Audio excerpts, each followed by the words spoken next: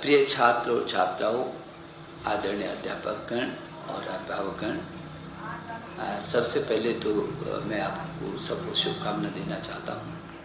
और जिस तरीके से इस कोरोना काल में जबकि पूरी दुनिया उस संकट से होकर के गुजर रही है, ऐसे वक्त पर जिस तरीके से अध्यापकगण और अभिभावकगण ने दोनों ने मिल करके और ऑनलाइन जो एजुकेशन की दिशा में जो मेरे छात्र छात्राओं को आपने मदद की है, मैं सबसे पहले तो आपका आभार प्रकट करना चाहता हूं। और प्रिय छात्र छात्राओं, आपको मैं शुभकामना दे रहा हूं कि आपने एक योद्धा की तरह हर कदम पर इस चुनौती का मुकाबला किया। और आपको याद दिलाना चाहता हूं कि हमारे देश के यशस्वी प्रधानमंत्री श्री नरेंद्र मोदी बार बार कहते हैं कि यदि बड़ा संकट होता है, जब बड़ी चुनौती होती है, तो जब उसका ठीक मुकाबला होता है तो वो चुनौती अवसरों में तब्दील हो जाती है। और आपने ठीक किया है, ऐसे ही किया। हम बार बार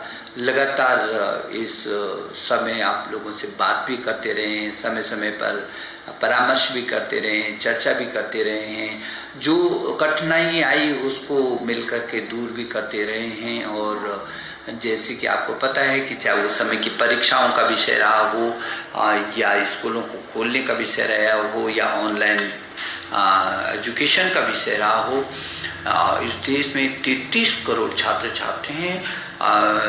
दुनिया का ये सबसे बड़ा लोकतांत्रिक देश है और अमेरिका की जनसंख्या से भी अधिक के इस देश में छात्र छात्र हैं। उनको एक साथ ऑनलाइन पर लाना अचानक ये बहुत बड़ा काम था। तो इसके लिए मैं शिक्षा मंत्रालय के सभी अधिकारियों का और सभी कर्मियों का भी हृदय की गहराइयों से अभिनंदन करता हूँ कि उन्होंने 24 घंटे रात और दिन एक करके और किसी तरीके से ऑनलाइन आपको पाठ्यक्रम उपलब्ध कराया। और आज मुझे इस बात की काफ़ी संतुष्टि है कि ऐसी विषम परिस्थितियों में भी आपको कहीं ना कहीं पाठ्यक्रम मिलता भी रहा है और आप अध्ययन भी करते रहे हैं। और हमने समय पर परीक्षाओं को भी किया है और आपने बहुत अच्छे तरीके से अनुशासन का पालन करके अपनी भी सुरक्षा की और अपने परिवार के और अपने अगल बगल के लोगों को भी सुरक्षा की दृष्टि से आपने लीडरशिप दी है। तो मैं इस दिशा में आप सब लोगों का मैं अभिनंदन भी कर रहा हूं कि छोटी बात नहीं, हिंदुस्तान जैसे इस विशाल देश में और इसके छात्र छात्राओं ने अपनी सुरक्षा के साथ साथ अपने परिवार की सुरक्षा की भी जिम्मेदारी ली, लीडरशिप ली और अपने को स्वयं अनुशासित रखा, उन सब नियमों का पालन किया। जो भी नियम समय समय पर स्वास्थ्य विभाग और हमारा गृह मंत्रालय हमको मार्गदर्शन देता रहा है। समय समय पर हम लोग मिलते रहे हैं और चर्चा भी करते रहे हैं।